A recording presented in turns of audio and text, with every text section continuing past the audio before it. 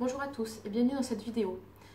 Alors aujourd'hui c'est une vidéo pas facile que je vais vous faire, mais je pense qu'elle est nécessaire autant pour moi que pour les enfants qui ont vécu ou qui vivent la même chose que ce que j'ai vécu. Donc voilà, c'est un témoignage. Vous avez peut-être vu ma page Facebook sur l'inceste, vous avez peut-être vu des articles que je partage, donc je vais vous parler de mon histoire. Donc pour tous ceux qui se sont posé la question déjà, oui, j'ai été victime d'inceste pendant mon enfance et c'est ça dont je veux vous parler aujourd'hui. Donc voilà, j'avais 7 ans quand j'ai été victime d'inceste, donc évidemment par un membre de la famille. Je ne vous dirai pas dans cette vidéo qui c'était. Sachez que c'était ni mon frère ni mon père, c'était quelqu'un d'autre, mais voilà, de la famille, qui savait parfaitement ce qu'il faisait. Voilà, donc pour aider à en parler, j'ai retrouvé mon journal intime dans lequel j'avais noté des choses au moment des faits ou un petit peu après. Et puis quand j'ai retrouvé, parce qu'en fait j'ai fait un petit peu comme une amnésie traumatique partielle, parce que je m'en suis toujours souvenue, mais j'avais quand même laissé vraiment de côté pour plus y penser. Et c'est revenu il y a quelques années, 3 ans à peu près. Voilà, c'est revenu suite à la maternité, donc c'est pas facile forcément. J'ai suivi des séances de sophrologie pour aider un petit peu à évacuer tout ça. Et voilà, je pense que même si j'en ai parlé un petit peu de plus en plus autour de moi, je pense que cette vidéo peut vraiment me lâcher prise, enfin me faire lâcher prise, me lâcher un petit peu tout ce que j'ai à l'intérieur. Et puis servir, donc que cette vidéo serve vraiment de prévention, parce que l'inceste, on croit qu'il n'y en a pas, ou que c'est dans les autres familles, mais en fin de compte, c'est 10% des enfants. Ça représente à peu près 3 enfants par classe. Des classes de 30 enfants, ça représente 3 enfants par classe qui sont victimes d'inceste. Donc c'est énorme. Voilà, il faut arrêter de dire que ça n'existe pas, ou que c'est minime, ou que c'est que chez les autres, parce qu'il y en a de partout, et vraiment 3 enfants par classe, donc pensez-y. Faites de la prévention. Cette vidéo, c'est pour faire de la prévention. Il y a plein d'autres vidéos, de témoignages qui peuvent aider aussi aux enfants à s'ouvrir et à parler, surtout pour ou éviter que ça arrive, ou vraiment se libérer quand malheureusement c'est arrivé. Voilà. Alors, donc j'avais mis des post-it, j'ai juste remplacé le nom de mon agresseur par mon agresseur pour rester large, on va dire. Et donc je vais vous lire un petit peu ce que j'avais écrit. Donc cette phrase-là, je l'ai écrite pendant mon enfance. À l'âge de 7 ans, mon agresseur m'a embrassé sur la bouche avec la langue. Il m'a léché et touché le sexe. Voilà. Donc déjà, c'est clair, net, très précis. Hein. Ça, c'est ce que j'ai écrit quand j'avais 7 ans, quoi. Voilà. Ensuite, j'ai réécrit un peu en 2017 à propos de mon gros problème que j'ai eu quand j'avais 7 ans. Sandrine, Laura et Marine sont au courant. Donc c'était mes copines de l'époque, j'en ai parlé un petit peu à mes copines. Aujourd'hui j'ai pleuré car j'en ai marre. Je ne suis pas loin de la déprime. Heureusement que mes amis me comprennent.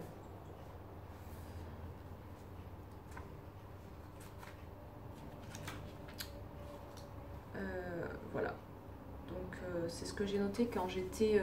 donc j'ai noté très peu en fin de compte parce que c'était compliqué. Déjà je ne savais pas à l'époque que j'étais victime d'inceste, je ne connaissais pas ce mot et je ne savais pas que c'était interdit. Moi quand ça s'est passé, vous verrez les détails plus tard donc je vais vous le lire, hein, quand les souvenirs me sont vraiment revenus. Je ne savais pas que cette personne-là n'avait pas le droit de me toucher, n'avait pas le droit de m'embrasser. On m'en avait jamais parlé, donc voilà. Hein, il faut vraiment que ce tabou s'arrête, parce que c'est un tabou énorme. On n'en parle pas dans les familles, on n'en parle pas à l'école. Les politiques ne font rien, ça commence légèrement à bouger grâce au témoignage, donc c'est pour ça aussi que je fais ce témoignage, c'est pour que les choses changent. Mais voilà, on n'en parle jamais alors que c'est 10% des enfants. Donc voilà, un enfant sur 10, 10 enfants sur 100, vous mettez dans n'importe quel sens que vous voulez, mais c'est vraiment 10% des enfants, 3 enfants par classe. Donc voilà, et c'est un tabou énorme qu'on n'en parle pas. Donc c'est pour ça qu'on est victime finalement, parce que l'enfant, s'il n'en a jamais entendu parler, s'il ne sait pas que personne n'a le droit de toucher les parties intimes de son corps, et ben il va être agressé et il ne sait pas. Il ne dira rien parce que l'agresseur ne dit de rien dire, évidemment. Et voilà. Donc c'est vraiment un sujet qu'il faut casser, faut casser ce tabou. Hop, et là je vais retrouver la page. Donc quand j'ai écrit après en 2018. Alors j'ai accouché en 2017 et quand mon fils a eu 1 an, le médecin m'a dit maintenant il faudrait le décaloter un peu au moment du bain. Alors ça paraît banal, mais en fait moi ce geste-là, ça m'a vraiment perturbée et c'est là qui m'a tout déclenché. Je me suis dit est-ce que j'ai le droit de faire ça en fait, même si c'est pour un bain, même si c'est pour son soin corporel, hein, ça s'arrête là, voilà, c'est vraiment pour le laver. Je me suis dit mais est-ce que j'ai le droit de faire ça? Donc je lui ai même demandé au médecin, il m'a dit oui, c'est pour nettoyer, voilà, juste pour décaloter une fois et c'est bon. Et moi ce geste-là, eh ben, ça m'a tout remonté. Et c'est là où je suis sortie de mon amnésie traumatique, donc partielle je dirais, parce qu'il y en a qui oublient vraiment totalement et qui se retrouvent 18 ans plus tard ou 20 ans plus tard avec le souvenir. Pardon. Moi je me suis toujours souvenue un petit peu, mais j'avais vraiment laissé ça de côté, comme quoi c'était pas grave ou pas important. Donc j'appelle ça une amnésie traumatique partielle. Et là vraiment, à ce moment-là, ça m'a tout réveillé en moi. Donc c'est pour ça que j'ai après dû aller à la sophrologie pour faire des séances et pour évacuer. J'ai eu des séances très très impressionnantes. Voilà, c'était assez dur. Voilà, donc je vais vous lire ce que j'ai écrit en 2018. Alors, aujourd'hui j'ai fait une diapo vidéo sur l'inceste. Donc vous pouvez la retrouver aussi sur ma page Facebook, ma page YouTube, pardon. Beaucoup de souvenirs me sont revenus. Quand j'avais 7 ans, mon agresseur a abusé de moi, en me doigtant, me touchant et en me léchant aux endroits les plus intimes de mon corps. Sein, clitoris, vagin. La première fois, c'était dans ma chambre, sur mon lit. Il voulait que je lui montre mes Barbies. Nous sommes donc montés dans ma chambre. Il m'a demandé de quitter mon pantalon et ma culotte et m'a allongé sur mon lit. C'est là qu'il a commencé à me toucher. Je ne savais pas ce qu'il faisait. J'avais confiance en lui, alors je me suis laissé faire. Il a recommencé plusieurs fois, dans la toile de tente, dans une petite cabane derrière la maison. Il m'a embrassée dès que personne nous voyait. Il a recommencé une dizaine de fois. Un jour, j'en avais tellement marre que j'ai osé lui dire non. Depuis, il n'a plus jamais recommencé. Je me souviens que c'était au moment de mon anniversaire. Je venais d'avoir 8 ans. 8 ans et déjà ma vie avait basculé, car quelque chose en moi avait changé. J'avais régulièrement besoin de me toucher. Quand j'étais toute seule, je ne jouais pas à papa et maman. J'imaginais que je me faisais enlever, j'allais dans ma chambre et j'imaginais que l'on me forçait à faire l'amour. À l'époque, mon agresseur m'avait dit de ne rien dire, car ça ferait des histoires dans la famille. J'en avais quand même parlé à des amis et cousines, mais je ne savais pas si on me croyait. Mes copines avaient le même âge que moi, et donc n'ont rien dit. Aujourd'hui, je suis maman, et ce que je veux avant tout, c'est protéger mon fils, et ma fille maintenant, par la prévention, en lui disant que son corps lui appartient, et que personne n'a le droit de toucher les parties intimes de son corps, mais aussi en lui rappelant qu'il peut tout me dire, qu'il peut se confier, et que je ne le jugerai jamais. Voilà, c'est pas facile pour moi de vous lire tout ça, hein, mais voilà, c'est vraiment nécessaire, je pense, pour faire bouger les choses. Voilà, le problème c'est que quand on est enfant, non seulement on ne sait pas qu'on est agressé, mais en plus on nous dit de ne rien dire, parce que ça ferait des histoires dans la famille. Donc finalement, ça nous fait même culpabiliser, parce qu'on se dit, si on en parle, ça va faire des histoires à cause de nous, les gens vont se fâcher à cause de nous. Donc vraiment c'est la double peine, parce que non seulement on est agressé, mais en plus on est forcé de se taire. Donc c'est vraiment la double peine pour la victime. Il faut vraiment que vous en parliez autour de vous. Il faut absolument que vous en parlez à vos enfants, que personne n'a le droit de le toucher, de le forcer à faire des choses qu'il n'a pas envie. C'est vraiment très important d'en parler. Et puis votre enfant, il doit savoir qu'il peut se confier à vous. il ne faut pas qu'il se sente jugé ou il ne faut pas qu'il ait peur de se sentir jugé. Il faut vraiment qu'il puisse s'ouvrir à vous, qu'il puisse se confier à vous. Voilà, c'est vraiment sur ça que je veux mettre le point. C'est vraiment la prévention. Il faut faire de la prévention autour de vous, à vos enfants, aux enfants que vous rencontrez. Voilà, il faut... Si tous les enfants savent que c'est interdit, même s'il y a une copine de votre fille, par exemple, que ça lui arrive et qu'elle ne savait pas que c'était interdit, et ben hop, votre fille, elle va lui dire, mais attends, c'est interdit, tu dois en parler. Voilà. Je pense que plus d'enfants sont au courant, plus d'enfants ont reçu la prévention, que voilà, leur corps leur appartient et vraiment que à eux, et moins il y aura d'agressions et voilà, moins il y aura de victimes. Il faut en parler. Voilà, je fais partie d'une association maintenant depuis 3 ans, alors je ne me suis pas beaucoup investie encore, qui s'appelle l'association Les Papillons. Et cette association, elle met en place des boîtes aux lettres dans les écoles.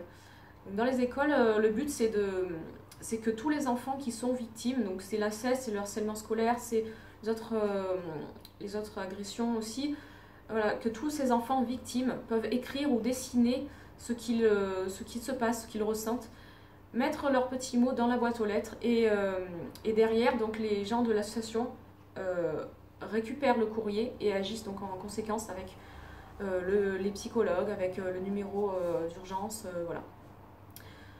J'ai essayé de m'investir, j'ai contacté le maire de mon village, mais apparemment ça ne l'a pas intéressé, donc voilà, faites de plus en plus de victimes. Ça n'a pas fonctionné. J'ai envoyé un mail à la directrice de l'école de mon quartier, mais je n'ai pas eu de réponse. Donc vraiment, les gens s'en foutent encore en fait. Hein. Là, ce qui peut changer, c'est que demain, il y a les élections des délégués des parents d'élèves. Je me présente aux élections. Et donc, si je suis élue, je veux absolument mettre cette boîte aux lettres papillon dans l'école de mon quartier. C'est une école parmi d'autres. Il y a de plus en plus de boîtes aux lettres qui s'installent dans les écoles.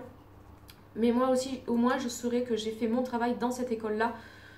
Donc voilà, il y a peut-être que 150 enfants, un peu moins peut-être, mais si on calcule à 10% des enfants, ça peut faire 15 enfants victimes d'inceste, plus 10% également victimes de harcèlement scolaire que je peux aider. Donc on arrive à 30 enfants finalement sur 150, voilà. Hein, c'est pas un enfant par-ci par-là. Donc voilà, je vais essayer de faire bouger les choses dans mon école. Hein. Ça n'a pas marché à la mairie, ça n'a pas marché avec la directrice, mais en tant que déléguée des parents d'élèves, je peux avoir un peu plus de voix et pouvoir un peu plus agir. Donc voilà, donc j'espère que cette vidéo, ça a été. Je veux vraiment voilà, que vous la partagiez au maximum si vous en avez envie. En tout cas, que vous retrouvez des vidéos sur YouTube sur la prévention. Il y a des vidéos qui sont tout à fait adaptées aux enfants, hein, vous pouvez vraiment en trouver.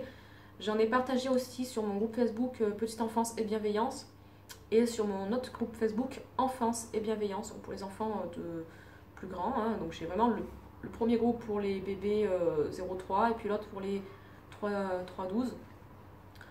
Faut vraiment partager des vidéos et en parler autour de vous. Ce ne doit plus être un tabou, car sinon, voilà, c'est dur.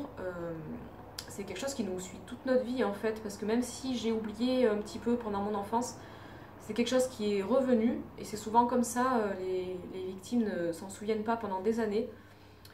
Moi ça fait 20 ans aujourd'hui en fait, voilà, c'est mon anniversaire aujourd'hui, j'ai 28 ans. Et donc, ça, comme vous avez pu l'entendre dans mon témoignage, j'ai eu le courage de dire non à mes 8 ans. Ça m'a fait, je sais pas, un déclic, c'est mon anniversaire, j'ai dit non. Et c'est ça qui a tout arrêté. Donc ça fait 20 ans aujourd'hui que j'ai eu le courage de dire non. Voilà, malheureusement, j'ai quand même été victime pendant plusieurs mois. Mais voilà, grâce à ce non, et tout s'est arrêté. Donc apprenez à votre enfant à dire non, déjà non que personne n'a le droit de le toucher. Et si ça arrive, non, tu n'as pas le droit, donc non, on arrête là. Voilà, il faut vraiment que votre enfant puisse se confier à vous. Voilà, donc je vais arrêter là pour cette vidéo. Et puis je vous souhaite quand même une bonne journée. En tout cas, voilà, pensez prévention, c'est 3 enfants par classe, 10% des enfants. Voilà. Je vous fais de gros bisous et puis je vous souhaite une excellente journée. Bisous, au revoir, à bientôt.